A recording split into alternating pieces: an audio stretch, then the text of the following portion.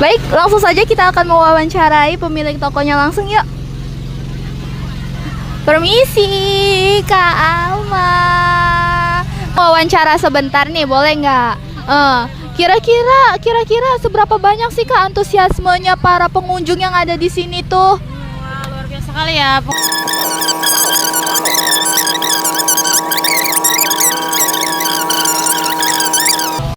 Kalau untuk keuntungannya sendiri nih Kak, seberapa besar sih yang sejauh ini yang Kakak dapatkan selama libur Lebaran, libur Ramadan menjelang Lebaran ini? Kalau keuntungan Oke, terima kasih kepada Kak Alma yang telah berkenan untuk diwawancarain. Terima kasih ya Kak sekali lagi. Oke, itu tadi wawancara kita di hari pertama mengenai survei pasar UMKM yang ada di Pajak Simpang Limun. Oh my god! Wow! Inilah kondisi di pasar tradisional masyarakat menjelang Hari Raya Idul Fitri. Bisa kita lihat kondisi di pasar malam hari di pasar Simpang Limun ini sudah banyak toko-toko yang sudah tutup dan beraktivitas kembali di pagi hari.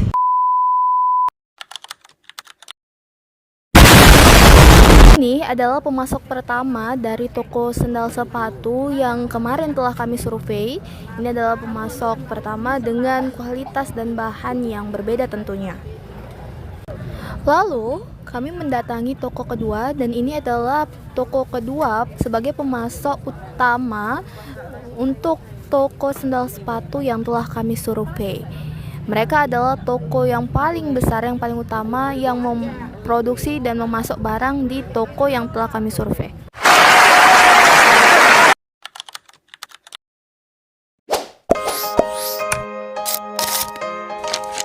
Ingin mewawancari Ibu mengenai alur pembuatan surat keterangan usaha. Yang pertama kami ingin bertanya, bagaimana prosedur yang harus ditempuh oleh pelaku UMKM untuk mendapatkan SKU di kelurahan ini? Pertama ini butuh usaha dia, bersama Kepling tentunya. Terus ke kantor Perintu tentunya, sebagai kantor lurah, bawa KTP, KK. Itu aja sih syaratnya sama Pak. Oh, berarti hanya itu ya Bu? Oke Bu, selanjutnya kami ingin bertanya lagi Bu. Oh, itu yang tadi udah meliputi dokumen juga Bu? Iya, sama dokumennya itulah, kapan dokumennya itu, syarat-syarat dokumennya itu. Ini Bu, berapa lama biasanya proses penerbitan SKHU dan apakah ada biaya administrasi yang dikenakan? 1 hari siap. 1 hari siap. Kerja dari pagi sampai jam 4 ya saya. Dan tidak ada dipungut biaya. Berarti gratis. Gratis. Terus Bu, yang keempat, apa kendala yang paling sering dihadapi oleh pelaku UMKM saat mengurus SKU dan bagaimana kelurahan membantu untuk mengatasinya? Kayaknya nggak pernah ada kendala atau apa, nggak pernah. Berarti tidak ada. Cara aja iya. Yang terakhir, selain penerbitan SKU nih Bu, apakah ada bentuk dukungan lain dari kelurahan untuk membantu UMKM berkembang? Bentuk dukungan lain dari kelurahan selain SKU itu apa untuk mengembangkan UMKM? Ya, misalnya dia ada usaha apa, kalau misalnya ada pameran atau apa, dia akan diikutsertakan. Oh, berarti akan Pameran UKM dari Pemko Medan, kayak seperti apa namanya, Kaprina, Kapride, itu setiap pelaku usaha dialurkan ke sana gitu, dihimbau untuk dialur ke sana. Oh, berarti dibantu untuk Ya. mendapat informasi. Oh, oke. Jadi setiap ada event-event Pemko Medan, UMKM diarahkan ke sana. Oh, oke. Biar UMKM itu kan biar berkembang, biar diketahui masyarakat juga gitu. Oh. Ya, Bu, itu hanya itu aja saja yang kami ingin tanyakan. Terima kasih Pak Kadip. Sama-sama. Oh my god! Wow! Teman-teman, di pengantar bisnis kita disuruh buat surat izin usaha. Nah, sebelum itu kan kita harus punya usaha kan. Jadi menurut teman-teman ada nggak pendapat teman-teman apa usaha yang harus kita jalankan untuk di tugas ketiga ini biar supaya kita bisa dapat surat izin usaha? Kita buat jus aja gimana? Boleh buat jus. Ada lagi nggak yang lain? Saran-saran, kayaknya sih lebih bagus dimsum sih, karena kan kayak anak kos itu lebih suka yang junk food gitu sih. Dimsum. Mm-mm. Oke, yang lain? Kalau misalkan ini kita buka usaha sayur masak gitu gimana? Kan Boleh. di sini banyak tuh anak-anak kos ya kan. Pasti mereka nyari yang lebih gampang aja gitu kan. Tapi kitanya ribet nggak sih? Iya sih, tapi atau Iya. ada pendapat yang lain? Karena kan kita masih kuliah juga kan. Jadi Iya. gimana kita atur jadwal pagi-pagi kita harus masak. Ya juga sih. Kalau kita sayur masak tuh kan dia harus yang fresh. Kalau misalnya besok-besok Pasti nanti takutnya asem. basi. Lagi ada nggak? Kalau menurut Fitri yang tadi juga bagus ya usaha-usaha itu. Kalau menurut Fitri itu lebih bagus kayaknya kita usaha sempol lah. Kenapa Fitri bilang usaha sempol? Karena selain bahan-bahannya yang terjangkau, terus mudah didapat dan harganya pun kita bisa jual murah dan target pembeli kita itu bisa anak-anak bukan hanya dewasa saja. Seperti itu. Oh, iya juga boleh juga karena Boleh kan sih. kita gini teman-teman, kita kan buat usahanya kan di dekat kampus ini kan. Iya.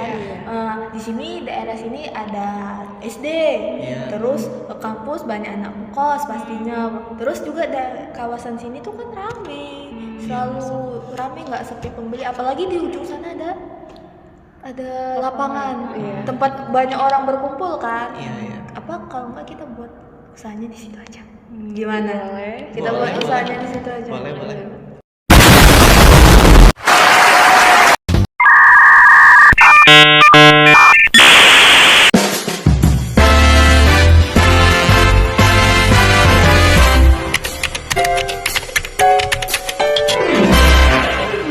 Proses pembuatan sempol. Sebelumnya kita sudah menghaluskan daging ayam dan bumbu yang sudah kita racik. Lalu kita haluskan dan pindahkan ke wadah dan campurkan adonan tepung yang sudah kita takar dan campurkan daun bawang. Lalu kita cetak sempol dan masukkan ke dalam air yang mendidih. Dan sempol dicampurkan telur saat menggoreng dan sempol siap disajikan. Nice.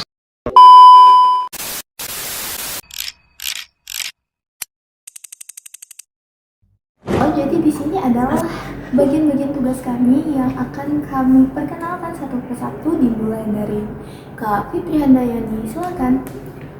Perkenalkan, nama saya Fitri Handayani. Di sini saya bertugas sebagai produksi pertama yang itu bertugas untuk mulai dari belanja, mengolah makanan hingga mengemas makanan. Saya Reza Ananda Putri sebagai produksi kedua. Di sini tugas saya membantu produksi ke-1, mulai dari belanja, mengolah makanan, hingga mengemas produk yang akan kami pasarkan. Perkenalkan, saya Hairunisa Lubis yang bertugas sebagai manajemen keuangan. Nah, di sini tugas saya adalah untuk menghitung bagaimana modal kami untuk produksi produk kami dan bagaimana keuntungan dan rugi yang kami dapatkan. Saya Aulia Putri. Di sini tugas saya sebagai manajemen marketing. Jadi saya akan melakukan pelayanan kepada customer dan saya akan mempromosikan barang-barang atau produk yang akan kami pasarkan. Saya Nur Koril bertugas sebagai driver yang akan mengantar jemput makanan dari tempat produksi dan mengantar kepada customer. Sekian pembagian alur kerja dari kelompok 1 untuk kegiatan 7 dari pengantar bisnis. Terima kasih semuanya. Selamat